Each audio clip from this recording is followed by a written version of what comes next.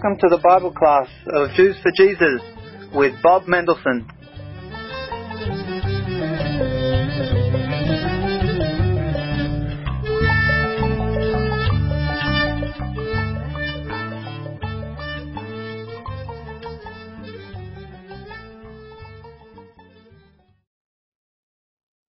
Tonight we're studying Exodus chapter 18, and we're introduced again to Moses' father-in-law, Jethro, which sounds like Leroy Gibbs of NCIS, or it sounds like somebody from Beverly Hillbillies. We've kind of made Jethro into a hillbilly name. He's the priest of Midian, Moses' father-in-law, verse 1, heard of all that God had done for Moses and for Israel, his, meaning God's people, how the Lord had brought Israel out of Egypt. So the news spreads. It is one of those things that I'm going to keep referring to that we need to see when there are peoples around this Middle East Israeli basin who have heard about the Jewish people coming out of Egypt. What did they do with that information? Did they say, they're nobody, we can take them down? Did they say, like Rahab, whoa, God is with these people, let's do everything we can to be on their side? And there's every reaction in between. You get Og, the king of Bashan, Sichon, you get the Midianites here, you get all kinds of different people's responses. Not only at this time, but throughout the history, early history of the Jewish people in the land of Israel, even in the book of Judges, as the news continues to spread. So, Jethro hears all that God had done for Moses. In fact, the Hebrew begins by Yishma Yitro. Jethro heard. And then it tells who he is. He's the Kohen Midian. He's the priest of Midian. Who was Midian? Look at Genesis 25. Abraham took another wife whose name was Keturah, and she bore him Zimran, Yokshan, Medan, Midian, Ishbak, and Shua. So this is Abraham's other family. The Midianites are from Keturah. Keturah, the other wife of Abraham, has Midian. So there's this two-family thing that's going on, and Jethro is from the Kenites. Jethro is from the Midianites, and they are the other team. The Druze go back to Jethro. He's the father of these guys. So he's that team. He's the Abrahamic team over there just east of Jerusalem, right? And then we've got the Moses team, who's Abraham's other family, right? He's from Isaac, Jacob, Levi. So here's the Jethro-Moses conversation that links these two families. And really, when you think about it, it's this bridge that I think is beautiful. And maybe in light of what's going on today in the Middle East, this kind of harmonious thing would be very useful if they listened to what Jethro, son of Midian, really does say. Jethro heard what God had done, and for Israel, his people, verse 1. When you see that his people, for Moses who's writing this, he's obviously putting his own editorial comment in, but I think it's substantiated by Jethro's response. Jethro, who could look and say, whoa, how come you chose those guys? He's on our team. Abraham's our daddy. Right? He could be very territorial about the family name, but he sees that Israel, remember, that's Abraham's grandson, that Israel is now owns this God, that God's on their team. Okay? How the Lord had brought Israel out of Egypt. Jethro took Moses' wife, Zipporah, after he'd sent her away. Look at verse 2. What does that phrase sound like to you? After he had sent her away. Divorced her. Most of the commentators don't see it that way, because it's just simply put that he shalacht, he just sent her away. And you could interpret it to mean divorce, but there's no other substantiating evidence in the text to say they were divorced. He named them Gershom, stranger there, and Eliezer, God was my help, and delivered me from the sword of Pharaoh. So here he comes, Jethro comes with Zipporah and the kids, who are now no doubt of age. They're not children. In verse 5 we see Jethro came with his sons and wife to Moses in the wilderness, where he, meaning Moses, was camped at the mount of God. He sends word to Moses, I'm your father-in-law, Jethro. I'm coming to you with your wife and her two sons. with her. Moses went out to meet his father-in-law, bowed down, kissed him, and they asked each other of their welfare, meaning of their shalom, ma shalomcha, and went into the tent. A very cordial, human moment. A touching reunion between two really old guys who haven't seen each other maybe in a year, 2, 5 years. We don't know how long it's been. We just know they've been separated for a while. Then Moses catches up. He tells the stories, verse 8. All that the Lord had done to Pharaoh and to the Egyptians for Israel's sake, on Israel. All the hardship that had befallen them on the journey and how the Lord had delivered them. So he tells these stories over and over. He probably tells the 10 plagues stories. He probably tells, and then I went back there and the people said, wow, who are you? And then I made it worse for the people. And he tells the whole story. Jethro's a priest. When you hear the word priest, what do you think? So they have this reunion. It's a sweet fellowship. They catch up over, no doubt, coffee. And he tells all the tribal stories in verse 8. Look what happens from verse 9 through.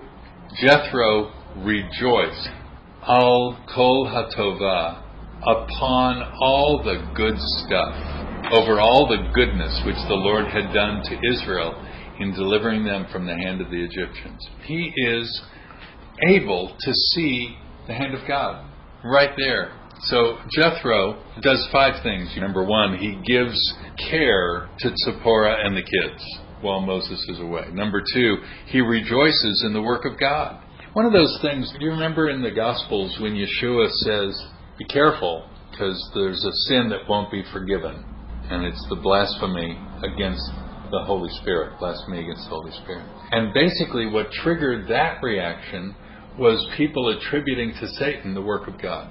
Here, Jethro hears about God's work and he rejoices. That is a hallmark of someone who really loves God. He says, look at that. People were turning in faith. Look at that. He delivered the Jewish people through the Red Sea. Look at that. He's the God who delivered the Jewish people, who saved us, who provides manna for us. Maybe they've already told that story. Who's given us water in the wilderness. This is awesome.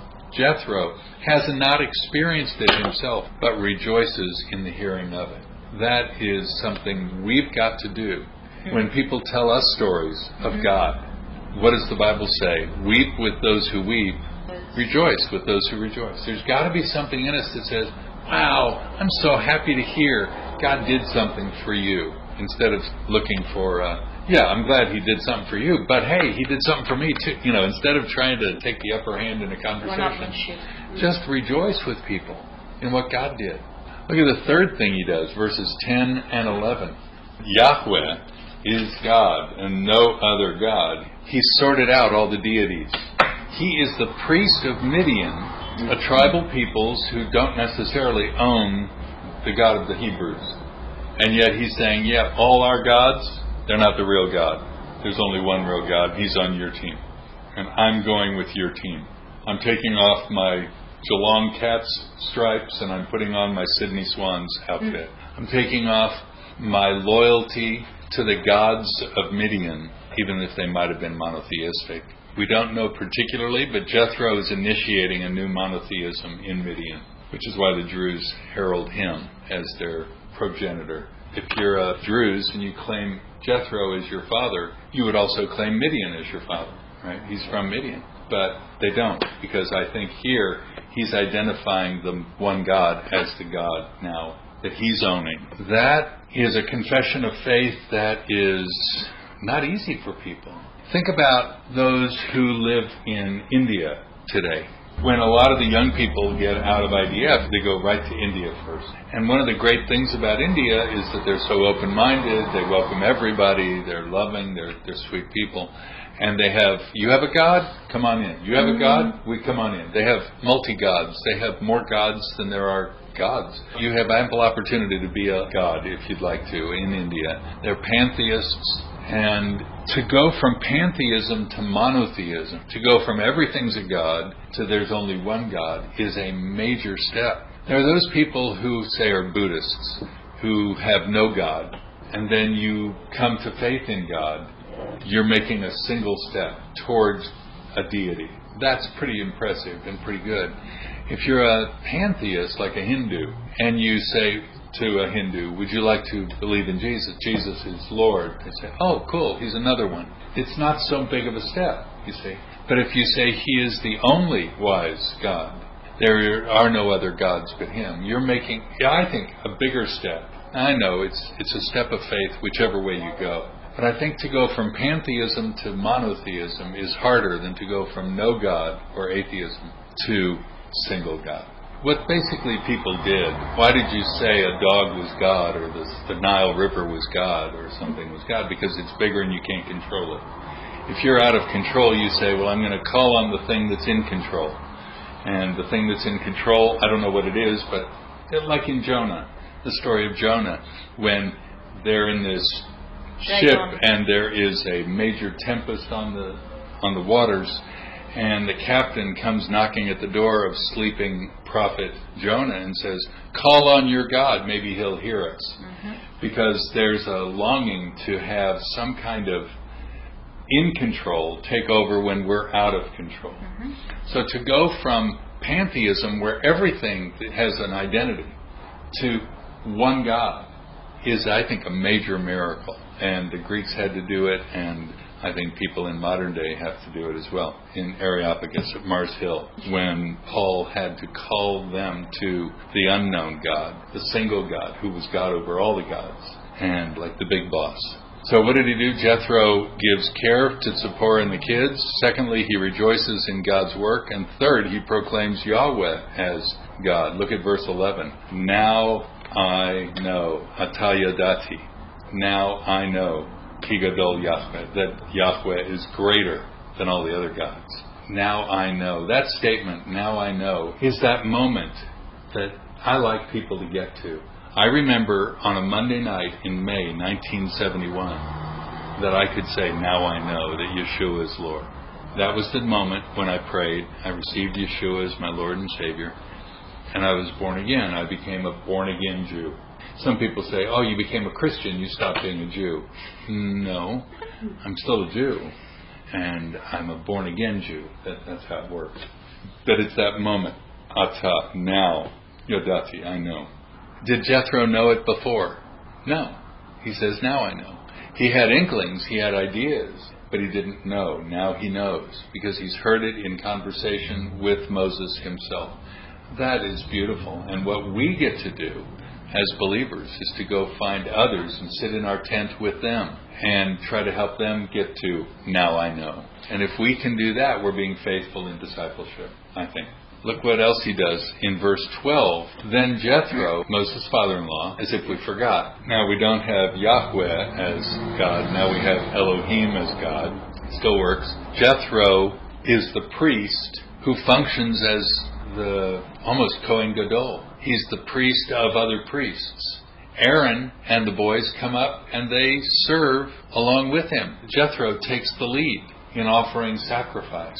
That's humble on Aaron's part. That's humble on the rest of the elders' part, that they allow this foreigner who wasn't there in Egypt with us to be not only participating, but to take the lead in the worship service. And I like that. He's a priest of other priests. So I like what he does. He brings this burnt offering. What's the Hebrew on that? Olah. Olah only means one thing. Burnt offering. And there's argument, because one of those things that happened in the middle of the 19th century, there's this crisis in theological terms of who wrote the Bible, and you still see it in modern day's conversation in what's called the Jesus Seminar, where they try to decide which words of Jesus are actually the words of Jesus. We read them, and we take it on board as that's what it says. But they say, well, he wouldn't have said that, and he couldn't have said this, and so they take their black highlighter or scissors and cut out books and verses and lines and words. Well, they did the same under a guy named Wellhausen back in the 19th century. They call it critical hypotheses, and they basically want to look at how the canon of the Scripture was formed, and they get these four fellows. They're titled four fellows. They're probably four different schools. The J, the E, the P, and the D. J meaning Yahwist, or Jehovahist. E meaning the Elohist. P meaning the priests, and D the Deuteronomist. And they basically say somebody hundreds of years later redacted all these 4 traditions and put them into what we call Torah. Yeshua said Moses wrote it, so I'm happy with the words of Yeshua over against the words of Wellhausen in the German school of the 19th century. His father-in-law in a very good light, because his father-in-law puts God in a very good light. And if you want to get along in families, get everybody on page with God, and then you can encourage one another. I just think it's a beautiful way to have reunions. Verse 13, 14, 15. Here's this thing. Right after this beautiful reunion, Moses goes back to work. And his work is sitting out by the tent and helping decide stuff. You think, what does he have to decide? Well, I don't know, you get 3 million Jews together. There's going to be conversation. Whether there's kvetching or praising, it's like putting little kids together in a room, right, at the kindy. There's going to be he said, she said games, and certainly that's what happened. So there's all these matters. Some are weightier than others. Some seem trivial. This is right after all these major leaders in verse 12 got together to have a meal. I mean, the meal would have been, by the way, it's just lechem, bread, but that's, of course, how Jews start a meal, is with bread. You'd think you would go from that to there was a single situation that was trouble. Sylvia Goldblossom came up and said that this happened in her tent, and Minnie came over and said, no, that's not it. And so Moses sat with the 2 of them, almost like we see in King Solomon when 2 women came up with the baby. You'd think there'd be an isolated episode here or there, but it looks as though there's a queue way down to the 13th row of tents. And Moses has to handle every situation. He's an 80-year-old guy. I'm guessing he doesn't want to do this for the rest of his life. Jethro looks at it and says, I think what you're doing isn't really going to help anybody. It doesn't help the people. It doesn't help you. I don't think it's good for God.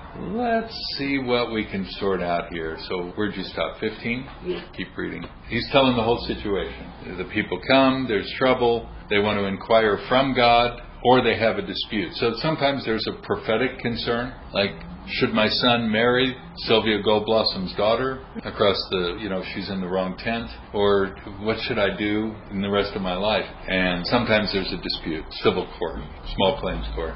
Verse 17. His first counsel is to say, what are you doing? The first thing, before he gives him advice on doing something different, he says, what were you thinking? Maybe. What were you not thinking? This is not going to work out. It's not good for you. It's not good for the people. It's too heavy. Kaveh, right? It's too heavy for you. And you cannot do it alone. This is the first rule in fixing things, is to figure out that it's broken. What's the watchword of modern day Judaism? When I was a kid, you would say, what's the watchword of Judaism? And everyone would say, the Shema. Everybody knows Shema, that's it, and that is that which the Jews would go into the ovens singing. We would always say that as our last breath. We would want to say the Shema. I think in modern days, Shema is overrated to so many. I think the modern phrase Tikkun Olam has taken over as far as the watchword within Judaism. What do the Jewish people think they should do? Should you recite the Shema? Nah. Most would say, and although they don't know the phrase Tikkun Olam, they would say, we need to make the world a better place, to repair the world, the Tikkun Olam. So if that be so, the first thing to do, if you want to fix the world, is figure out that the world is broken. Where did it get broken, and who's supposed to fix it? And I think that's an important thing for us in our conversations with people out there. And we can look today at the trouble spots in the world. Where are they? Ukraine, Gaza and Israel. Where else?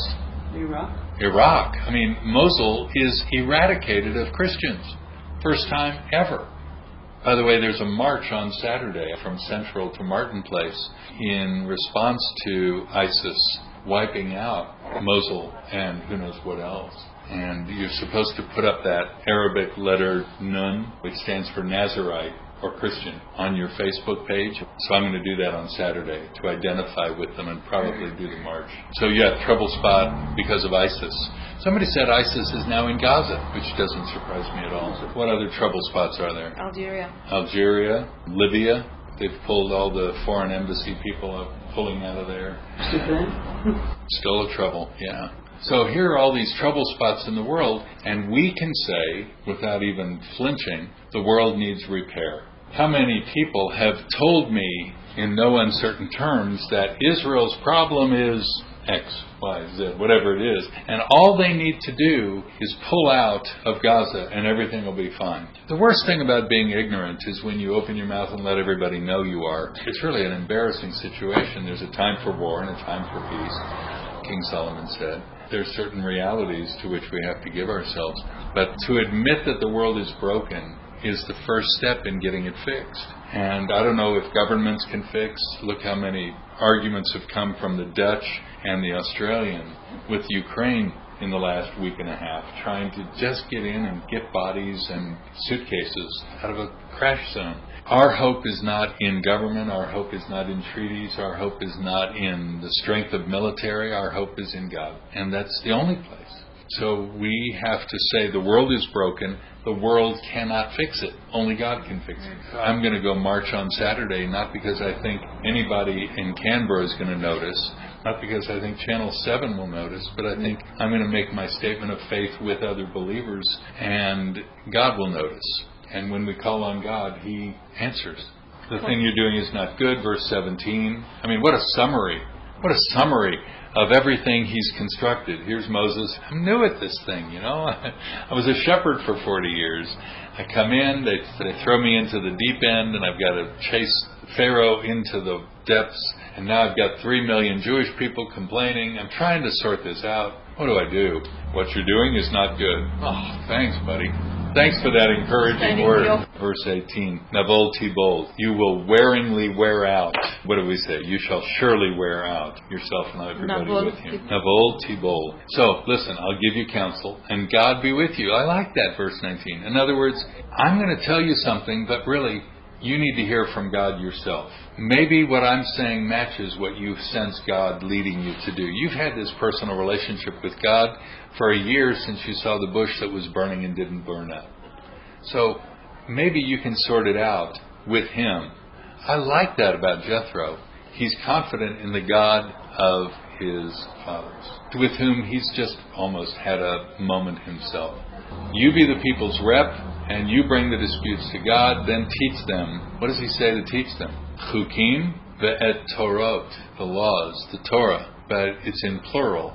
So it's the singular laws over and over again. What was the first word you used? Chukim, a chok, a statute. It's a law that there's never an explanation for. Do this because that's true, like the kosher laws.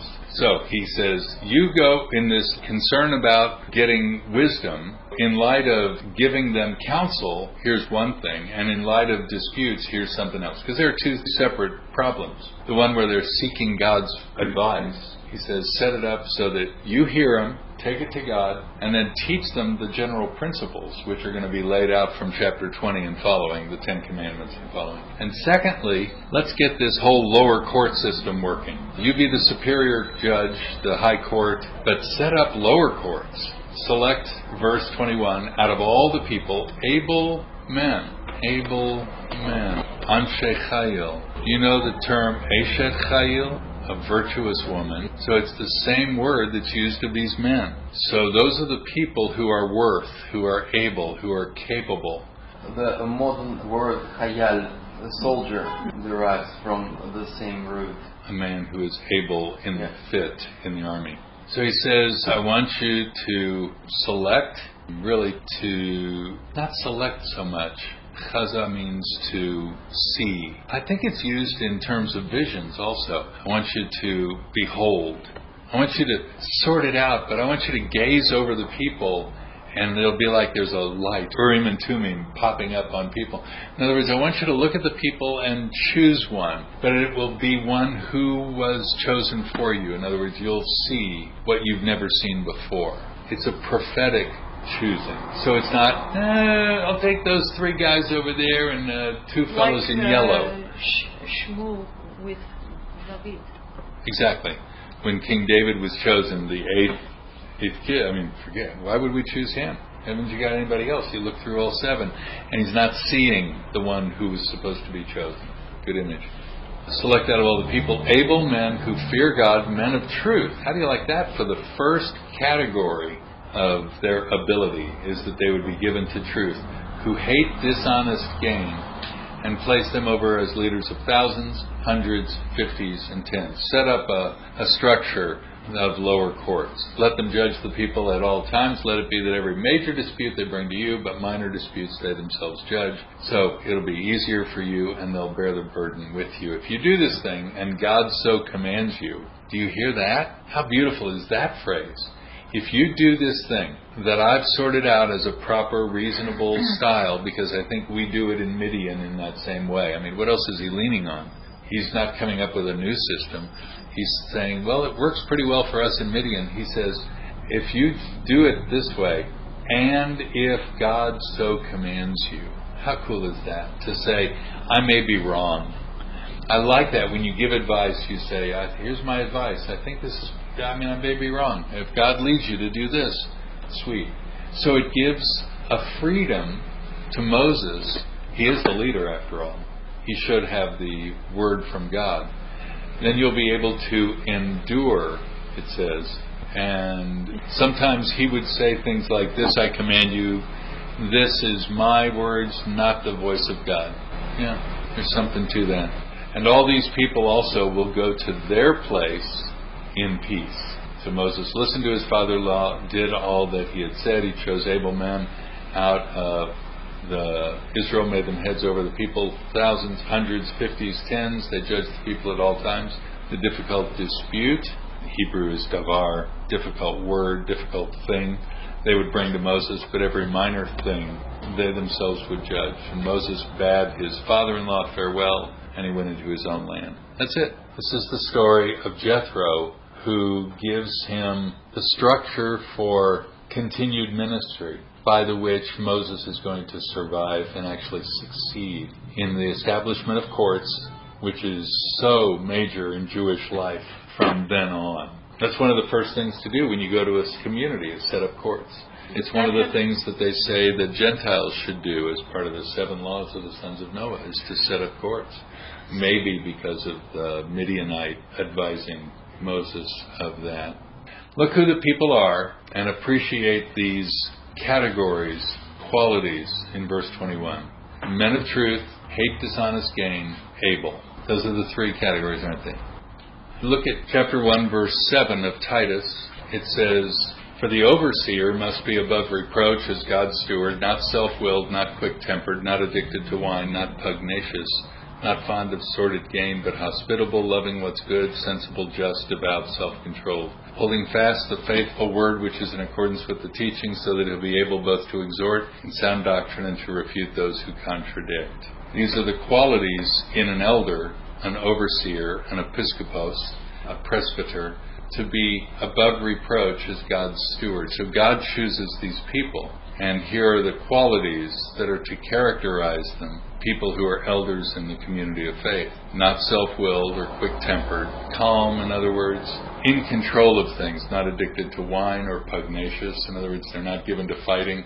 They're not interested in fast bucks, sordid gain, but hospitable. They're generous. They love what's good. Sensible, just, devout, self-controlled. And that they love truth. Look at verse 9. Holding fast the faithful word which is in accordance with the teaching. So we get that, if you will, a broader picture of this. Lover of truth, not fond of sordid gain, and able. Paul gives a little more clarity on what those 3 categories that Moses hears from Jethro are. Look at chapter 3 of Titus.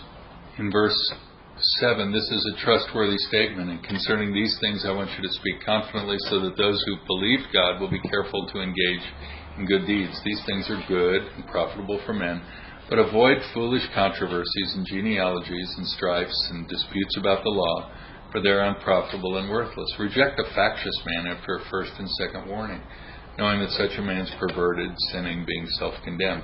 So he's teaching young Titus, who is an apostle, how to be an apostle. And he's basically doing what Jethro did with Moses.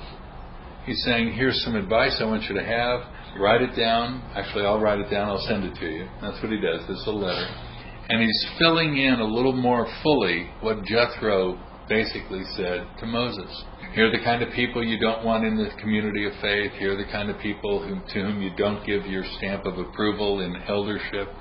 Here's what you do, here's what you don't do. This idea of elders who rule well, let's see if I can give you one more. Look at 1 Timothy chapter 3. Trustworthy statement, if any man aspires to the office of an episkopos or an overseer, it's a fine work he wants to do. An overseer then, so he's writing Timothy now. He wrote Titus earlier, now he's writing Timothy. He must be above reproach. The husband of one wife, temperate, prudent, respectable, hospitable, able to teach, not addicted to wine or pugnacious, but gentle, peaceable, free of the love of money, manage his own household well, keeping his children under control with all dignity, not a new convert, verse 6, so that he doesn't become conceited. Verse 7, has a good reputation with outsiders, so that he doesn't fall into reproach and the snare of the devil. What does he do? He, like Jethro, gives advice to young Timothy and says, here's how you find able men who will be loving truth and who will not be given to sordid gain. Same thing. Just fills it in a little bit more with some modernisms. And I think this is appropriate. This is how we should be when we're looking for people to whom we should pass on what we've learned.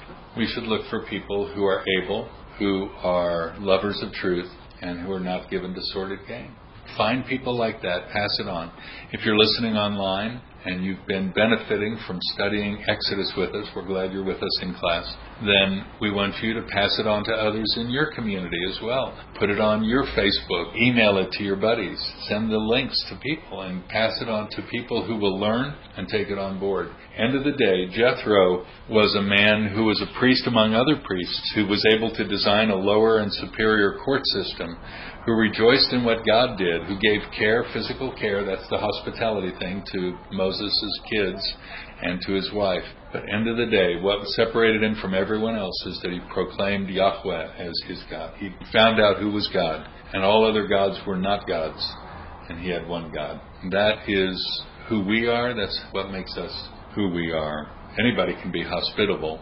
Anybody can be serving among other priests, but to proclaim Yeshua, Lord of all, that is what makes us who we are. That, my friends, is Exodus 18.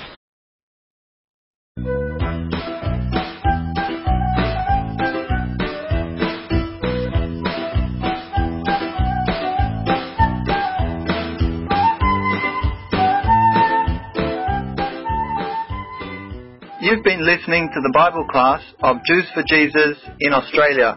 For more information, contact Jews for Jesus, Post Office Box 925, Sydney, Australia 2001. God bless you.